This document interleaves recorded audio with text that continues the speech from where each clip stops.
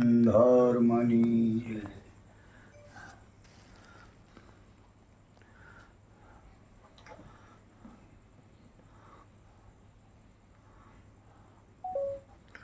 આજ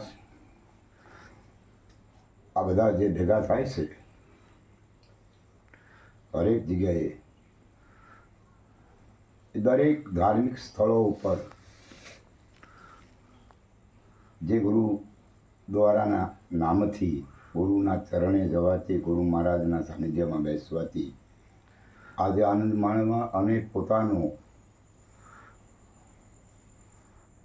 જે ઉદ્વેગો છે એને ટાળવા એને મટાડવા આવા હેતુઓ લઈ અને બધા જતા હોય છે.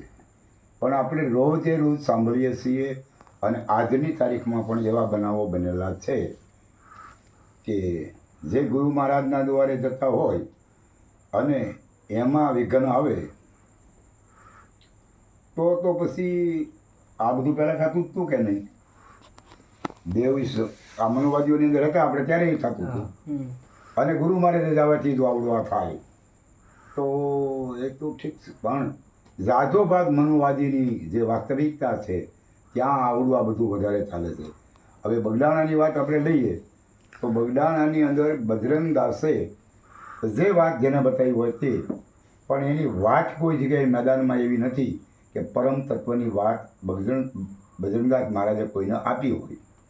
પણ છતાં આ મનુવાદીઓની વિચારધારા એવી છે કે જેની અંદર દરેકને પેટ કરી દેવામાં આવ્યા છે અને આ ખરેખર આપણા સમજની બહાર છે.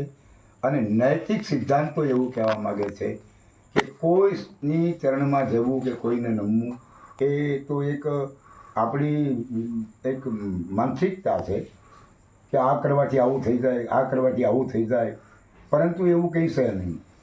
કારણ કે ગુરુ કોઈ શ્રેષ્ઠતા નથી, ગુરુ કોઈ તાકાતવર વસ્તુ છે નહીં, પરંતુ ગુરુ એક આપણો મિત્ર છે. ગુરુ એક આપણા માર્ગના દાતા છે, જે માર્ગ આપણે ચાલવું છે ત્યાં. બાકી ગુરુ એક મિત્ર છે. ગુરુથી કોઈ જગ્યાએ કંઈ પડદો રહેતો નથી. અને આવી વાત કરવાવાળા જે રહ્યા એવાના સાનિધ્યમાં બેસવું એ જરૂરી છે.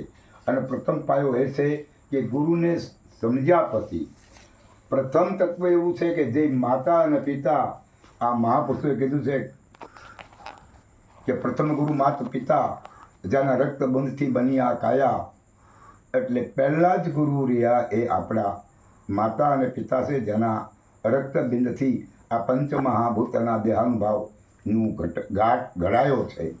અને બીજા ગુરુ દાયણ છે જેને રક્તપિત્તથી છોડાવ્યા હોય. ત્રીજા ગુરુ જેને આપણું નામ ધારણ કરાવ્યું હોય. એટલે ખરી હકીકત એ છે કે આ બધાને પગે લાગવા એના કરતાં આટલો બધો પ્રેમ જે તમને સાધુઓ અને સંતોની સાથે છે એ સારી બાબત હશે. પરંતુ પોતાના માતા પિતાને જો નમંદન ન કરતા હોય, પોતાના મા બાપના આદેશનું પાલન ન કરતા હોય તો આ બધા આડંબરો છે. આ આડંબરને માની લેવા અને શ્રેષ્ઠ પદ આપણને હાંસલ થઈ જશે એવું ક્યારેય કોઈને વિચારવું નહીં.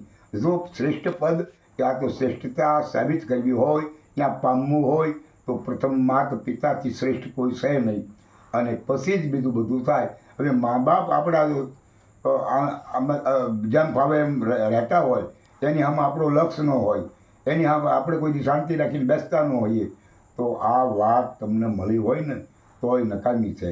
માટે ખરી હકીકત એ છે કે સદગુરુ સંત મહાપુરુષના સાનિધ્યમાં ગયા પછી જો નીતિ નિયમને સંયમ એટલે કે પ્રથમ માતા પિતાનું પાલન કરવું પડે એના આજ્ઞાનું, આ આજ્ઞાનું પાલન નહીં થાય તો એ વાત ગમે એટલી છે તોય પણ નકામી છે.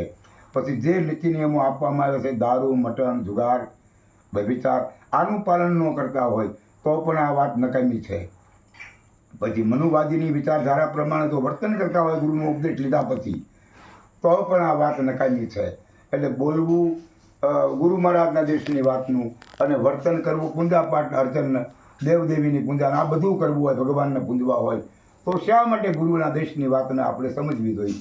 બૌદ્ધની વિચારધારા, હરેક મહાપુરુષોની વિચારધારા કોઈએ નથી કીધું કે કોઈ પણ તમે મનુવાદી વિચારધારાના કોઈ પણ દેવદેવી દેવતા હોય, કોઈ ભગવાન હોય એની પૂજા કરવી એવી જરૂરી નથી. જરૂરી એક જ છે કે ભાઈ અપો દીપો ભવ, આ બૌદ્ધનું એક સૂત્ર છે કે આપ પોતે જ આપના દીપક છો, આપ જ આ ભાવિ સુધારી શકો, આપ જ આ જીવનને સાર્થક કરી શકો, આ સિવાય કોઈની હૈસિયત છે નહીં. માટે આવી વાતના જો ગુરુ મહારાજે આપણને દીધી હોય તો એવા વ્યક્તિને સાનિધ્યમાં બેસવું એ જરૂરી છે. બાકી અહીંથી આ પગે લાગો ને અહીંથી આને માની લો, આવી તો વાતો કરતા હોય તો એ બધું નકામું છે.